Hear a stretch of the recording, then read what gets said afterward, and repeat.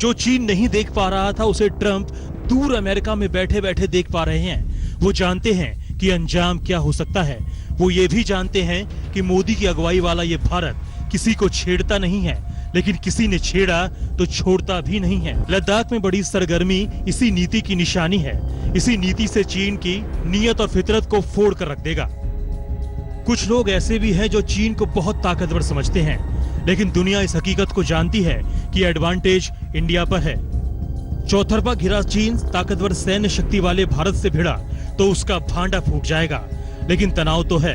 इस तनाव की तपिश व्हाइट हाउस तक पहुंची है। Yeah, they have a big conflict going with India and China. Is that what you're talking about? Yeah? Yes, sir. They have a big conflict going with India and China. Two countries with 1.4 billion people. Two countries with very powerful militaries. And India is not happy and probably China is not happy. हाँ, Trump Modi के पहले से ही अच्छे दोस्त हैं। चीन उनका दुश्मन है। चीन से भारत की भी अब दुश्मनी है। दुश्मन का दुश्मन दोस्त होता है। इसलिए भी ट्रंप भारत के साथ हैं। मगर सिक्के का एक दूसरा पहलू भी है। इसका जिक्र जरा सी देर में करेंगे। लेकिन एक बात तो आपको माननी ही पड़ेगी कि भारत भी 3 मोर्चों पर लड़ रहा है। कोरोना, पाकिस्तान और अब चीन से निपटने की तैयारी चल रही है। ऐसे मुश्किल वक्त में दुनिया के सुपर पावर देश का राष्ट्रपति प्रधानमंत्री मोदी का हौसला अफजाई करे तो संकल्प और मजबूत होता है। I just beat COVID. You're very I got confident. back. I know. They like me in India. I think they like me in India certainly more than the media likes me in this country. No, and I like Modi. I like your prime minister a lot. He's a great gentleman. Bharat से भी बहुत कुछ चाहते हैं Trump. बड़ा गुल खिलाएगी Modi Trump की दोस्ती। ट्रंप की बातों के साथ 2 बातों का जिक्र भी जरूरी है। एक तो वो कि चीन को किसी भी हाल में बख्शना नहीं चाहते। व्यापार से लेकर कारोबार तक, राजनीति से लेकर कूटनीति तक, चीन पर प्रतिबंधों से लेकर प्रतिशोध तक, ट्रंप को चीन से कई हिसाब चुकाने हैं। शी जिनपिंग को वो जिंदगी का सबसे बड़ा जख्म देना चाहते हैं। चुनावों से ठीक पहले अमेरिका घुटने पर है और जाहिर है ट्रंप की बड़ी किरकिरी हुई है।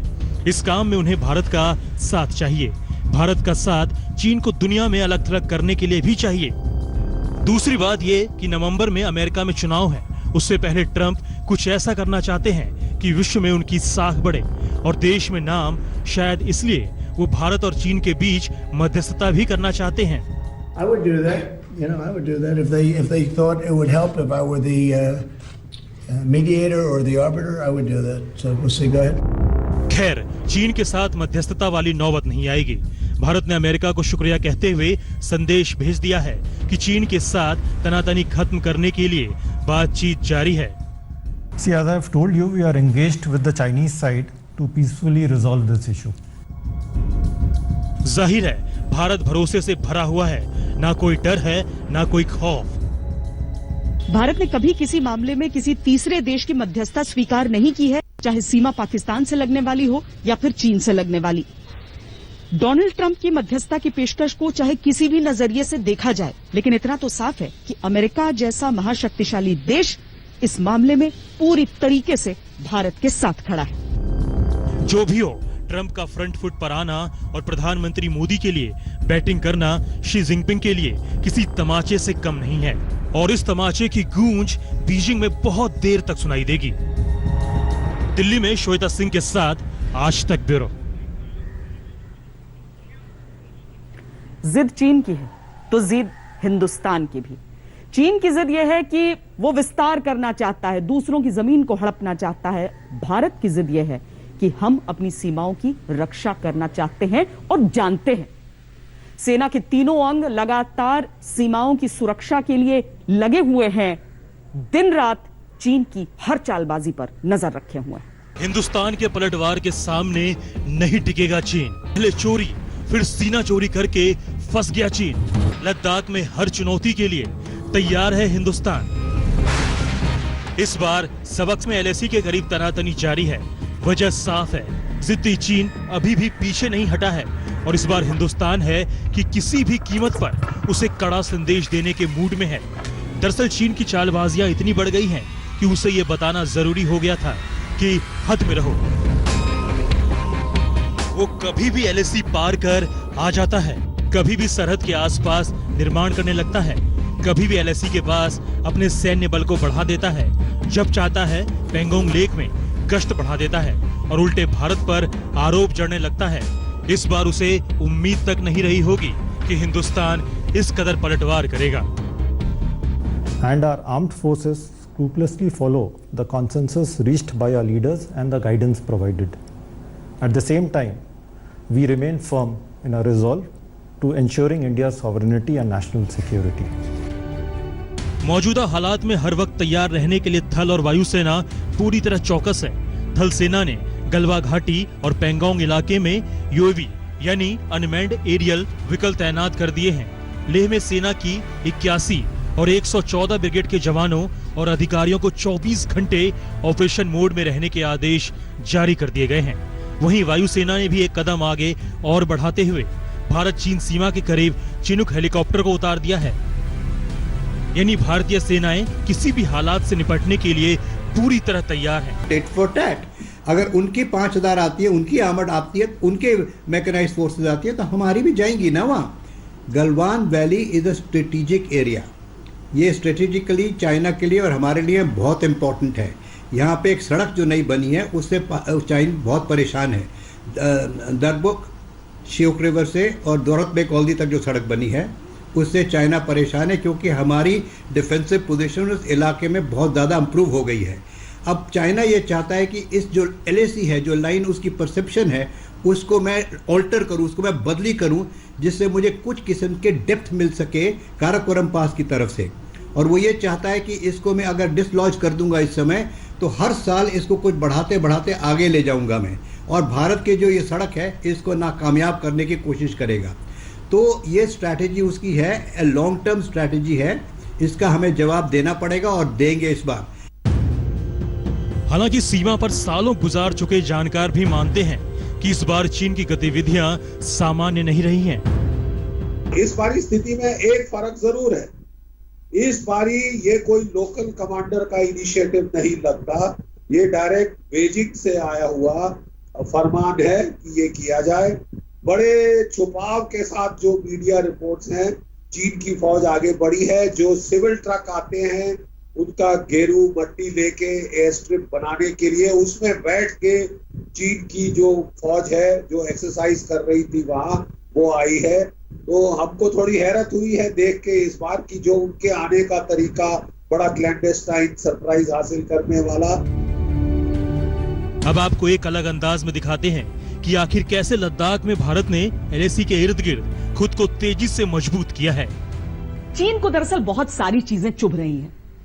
यहीं पर हम एक और चीज आपको दिखा देना चाहते हैं, जो कि है दौलत बेग ओल्डी पर जो सबसे ऊंचाई पर लैंड करने वाली हवाई पट्टी है।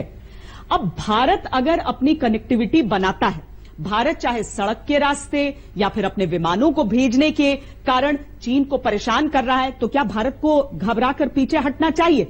नहीं, बिल्कुल भी नहीं।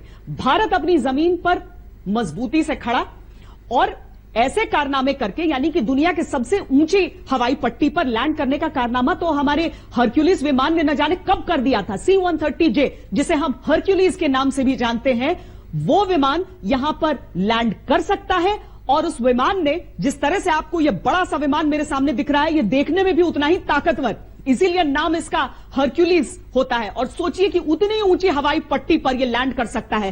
भारत सक्षम होता है तो चीन को चिढ़ होती है, लेकिन भारत के लिए जरूरी है कि जिस तरह डोकलाम में हम मजबूती से खड़े रहे, चीन पीछे हटा, वैसे ही अभी भी हो सकता है। इसमें कुछ महीने लगे, लेकिन यह पूरी परिस्थिति लद्दाख के इलाके की कि चीन यहां पर कर क्या रहा है। ऐसा नहीं है कि एलएसी पर यह टकराव पहली बार हुआ है, हर कुछ महीनों में ऐसा होता रहता है।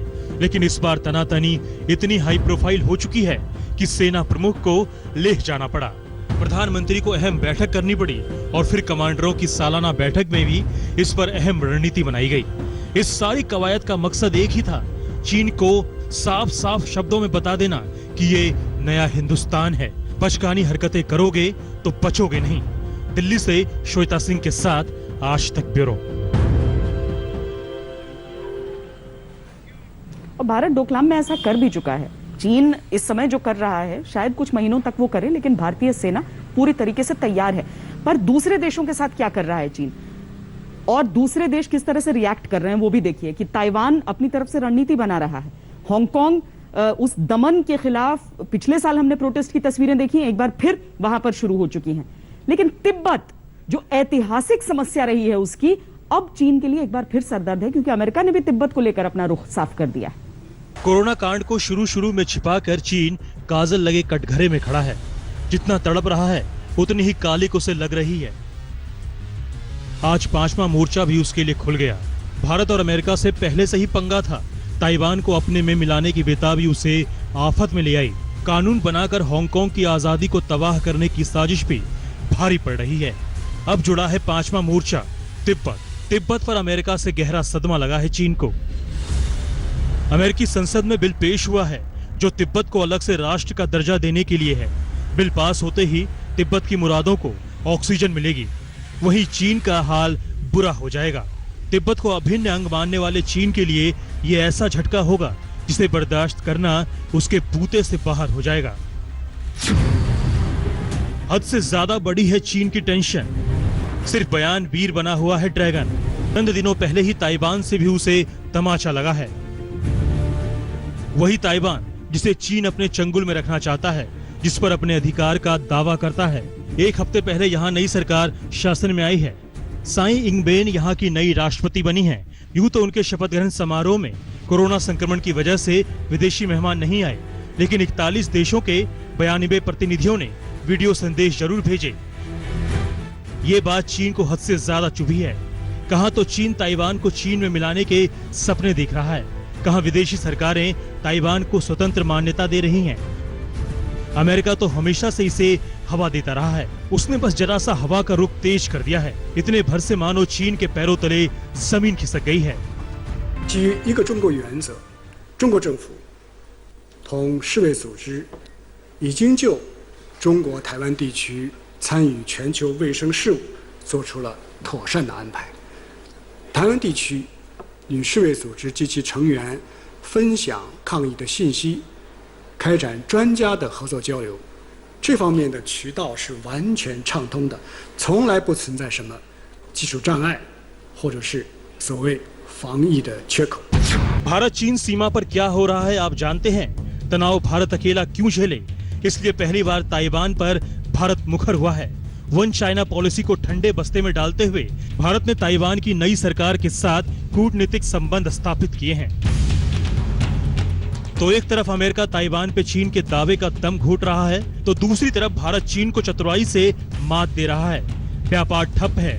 वुहान में इंटरनेशनल जांच होने को है। बड़े देश चीन के छिटक चुके हैं। ताइवान पूरी ताकत से प्रतिरोध कर रहा है। अब चीन के पास बयानों का बादशाह बनने के अलावा कोई चारा नहीं है। 台湾问题是中国的内政，一个中国原则是国际社会的普遍共识，也是中国同所有建交国双边关系的政治基础。